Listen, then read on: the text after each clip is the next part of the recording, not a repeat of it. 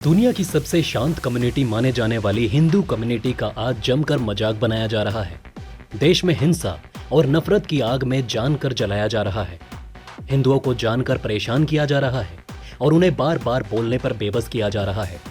आज इस वीडियो में खुलासा होगा नफरत की उस साजिश का जिसने पूरे देश को जलाकर राख कर दिया। ये वीडियो देखते ही हिंदुओं की आंखें जरूर खुल जाएंगी कि आखिर कैसे उनके खिलाफ बड़ी साजिश की जा रही है और भारत जो जबरदस्ती हिंसा की आग में धकेला जा रहा है। इसके साथ साथ आपको ये भी बताएंगे कि आखिर क्यों हिंदू धर्म का मजाक बनाना आज सबको सबसे आसान और सस्ता दिखाई देता है। दोस्तों, हमारे देश में एक शब्द काफी इस्तेमाल होता है और वो शब्द है ब्रेन वॉश। ये शब्द पुलिस भी इस्तेमाल करती है, नेता भी इस्तेमाल करते हैं और राजनीतिक पार्टियां भी इसके नाम पर सियासत करती हैं। दुनिया में ब्रेन वॉश शब्द का पहली बार परिचय 1950 के दशक में हुआ। उस दौर में ब्रेन वॉश का अर्थ होता था अपने मस्तिष्क को साफ करना, यानी आपके मस्तिष्क में जो बुरे और नकारात्मक विचार हैं उन्हें बाहर कर देना। समय के साथ साथ इस शब्द के मायने बदलते गए और आज ये शब्द तब इस्तेमाल होता है जब कोई व्यक्ति दूसरे व्यक्ति के विचारों को प्रभावित कर अपनी सोच से ढाल लेता है। यानी कि अब ब्रेन की वॉशिंग मस्तिष्क में नफरत का डाटा फीड करने के लिए होती है और इस्लामिक कट्टरवाद का ये पूरा मॉडल इसी ब्रेन वॉश के सिद्धांत पर टिका है और भारत को बर्बाद करने की राह पर इसे जोरों शोरों से चलाया जा रहा है। भारत का संविधान देश के 140 करोड़ भारतीयों को बराबर मानता है, लेकिन फिर ऐसा क्यों है कि जब नुपुर शर्मा एक टीवी डिबेट में पैगंबर मोहम्मद साहब का अपमान करती है तो तमाम मुस्लिम देश इसके विरोध में भारत के प्रति अपनी आपत्ति दर्ज कराते हैं। उदयपुर और अमरावती में नुपुर शर्मा का समर्थन करने वाले लोगों की हत्या कर दी जाती है। देश का एक खास वर्ग और सुप्रीम कोर्ट भी इस पर अपनी नाराजगी जताता है, लेकिन जब हिंदू देवी देवताओं का अपमान किया जाता है तो इस पर देश में सन्नाटा छा जाता है।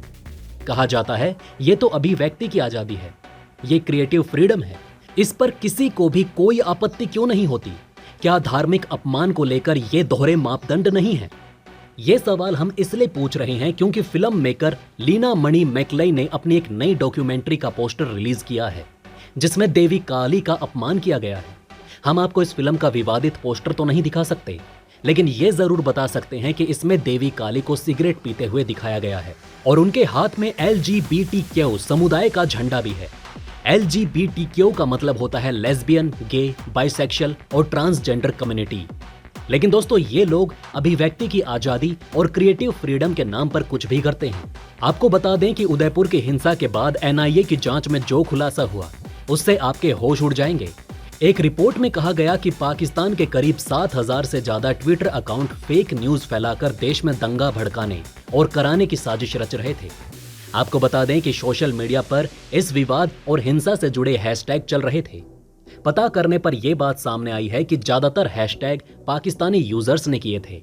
अलग अलग देशों में 60,020 नॉन वेरीफाइड अकाउंट्स थे जिन्होंने इस मुद्दे पर हैशटैग का इस्तेमाल किया। रिपोर्ट के मुताबिक 7,100 खाते पाकिस्तान के थे। हेट कंटेंट फैलाने का आरोप। दोस्तों, आपको बता दें कि पाकिस्तान अपने दूतावास के ट्विटर अकाउंट का भी इस्तेमाल भारत के खिलाफ नफरत फैलाने वाले कंटेंट के लिए करता रहा। नुपुर शर्मा विवाद के वक्त पाकिस्तान के दूतावास के अलग अलग अकाउंट से भ्रामक और नफरत फैलाने वाले ट्वीट किए गए। इसलिए भारत सरकार ने अब इन सब अकाउंट्स को बैन कर दिया है। हिंदू देवी देवताओं तो इनको ऐसे खल रहे हैं जैसे लोगों के DNA में धार्मिक नफरत का इंजेक्शन लगा दिया गया हो। विडंबना यह है कि जो देश धार्मिक सहनशीलता के मुद्दे पर बड़े बड़े लेक्चर देते हैं उन्हीं देशों के द्वारा हिंदू देवी देवताओं के इस अपमान को बढ़ावा दिया जाता है। जिस डॉक्यूमेंट्री में देवी काली का अपमान किया गया है वो डॉक्यूमेंट्री कनाडा में एक फिल्म फेस्टिवल में दिखाई जानी है। कनाडा वही देश है जहां से कई खालिस्तानी संगठनों को आर्थिक मदद मिलती है। यानी एक तरफ ये देश भारत को ये बताते हैं उसे सभी धर्मों का सम्मान करना सीखना चाहिए और दूसरी तरफ यही देश ऐसे फिल्मों को प्रमोट करने के लिए मंच सजाते हैं जिनमें हिंदू देवी देवताओं का अपमान किया जाता है। इसलिए आज आपको इन देशों का असली चरित्र भी समझ लेना चाहिए। अब ये सवाल है कि इस देश में अभिव्यक्ति की आजादी धर्म के आधार पर कैसे अलग अलग हो सकती है। दोस्तों, उदयपुर में कन्हैया लाल अगर नुपुर शर्मा के समर्थन में पोस्ट करते हैं तो उनका सर धड़ से अलग करके उनकी हत्या कर दी जाती है, लेकिन तब कोई ये नहीं कहता कि कन्हैया लाल की हत्या अभिव्यक्ति की आजादी पर हमला है। इसी तरह अमरावती में उमेश कोहले को सिर्फ इसलिए मार दिया गया क्योंकि उन्होंने भी नुपुर शर्मा का समर्थन किया। तो क्या हम ये मान लें कि भारत में कन्हैया लाल और उमेश कोहले जैसे हिंदुओं के पास अभिव्यक्ति की आजादी का अधिकार नहीं है? ये अधिकार केवल उन लोगों के पास है जो हिंदू देवी देवताओं का अपमान करते हैं और इसे क्रिएटिव फ्रीडम बताते हैं। सोचिए, कनाडा में जो लोग इस डॉक्यूमेंट्री के माध्यम से हिंदू धर्म की संस्कृति को जानेंगे, उनके मन में हिंदू धर्म के प्रति कैसी भावना होंगी। वो हिंदू संस्कृति को उसी रूप में देखेंगे जो रूप इस डॉक्यूमेंट्री में पेश किया गया। इसलिए हमें लगता है कि आज इसके खिलाफ आवाज उठाना बेहद जरूरी है। इस मामले में गृह मंत्रालय को भी एक शिकायत भेजी गई, जिसमें इस डॉक्यूमेंट्री को बनाने वाले सभी लोगों पर कार्यवाही की मांग की गई। हालांकि दोस्तों, ये पहली बार नहीं है जब मनोरंजन के नाम पर हिंदू देवी देवताओं की गलत छवि पेश करके उनका अपमान किया गया हो। हमारे देश में ज्यादातर व्यवस्था धर्म के आधार पर बढ़ चुकी है।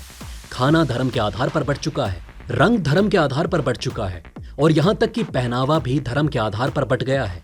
सिर्फ एक देश का संविधान और कानून ही था जिसका धर्म के आधार पर बंटवारा नहीं हुआ था, लेकिन अब इस पर भी बंटवारा शुरू हो चुका है। हिंदू देवी देवताओं का अपमान फैशन क्यों बनता जा रहा है? दोस्तों, इसे आप मुनव्वर फारूकी और कन्हैया लाल की तस्वीरों से समझ सकते हैं। इसमें एक तरफ कॉमेडियन मुनव्वर फारूकी है और दूसरी तरफ कन्हैया लाल है। दोनों ही लोगों को धार्मिक अपमान के मामले में आईपीसी धारा 295A के तहत गिरफ्तार किया गया था। लेकिन मुनव्वर फारूकी की गिरफ्तारी के बाद वो जेल से बाहर आ गए और उन्होंने एक रियलिटी शो जीत लिया, जबकि कन्हैया लाल की जेल से बाहर आते ही निर्ममता से हत्या कर दी गई। इससे आप समझ सकते हैं कि हमारे देश में हिंदू देवी देवताओं का अपमान करना फैशन क्यों बन गया है। मैं तो इसे केवल हिंदुओं की कमजोरी और चुप्पी ही समझता हूँ, जो आज ज्यादा ज्ञानी बनने के चक्कर में इस कूल समाज में कूल दिखने के लिए अपने धर्म को बर्बाद कर रहे हैं। ये कुछ नहीं, बस उसी ब्रेन वॉश का हिस्सा है जिसका जिक्र हमने शुरू में किया था और आपको बताया था कि कैसे भारत को छलनी किया जा रहा है सेकुलर राष्ट्र बनाने के बहाने। दोस्तों, अब आप हमें कमेंट सेक्शन में बताइएगा कि क्या ये बातें आपको पहले से पता थी। अगर नहीं, तो इनमें से कौन सी बात आपको सबसे ज्यादा इंटरेस्टिंग लगी, और कमेंट बॉक्स में जय हिंद लिखना ना भूलिएगा। तो दोस्तों, हमारे इस वीडियो में हमने आपको बहुत सी बातें बताने की कोशिश की। अगर आपको हमारी ये कोशिश अच्छी लगी हो तो प्लीज लाइक करें इस वीडियो को, और इसी तरह की और जानकारी पाने के लिए सब्सक्राइब करें हमारे चैनल को। जितना हो सके इस वीडियो को शेयर करना ना भूलें। धन्यवाद।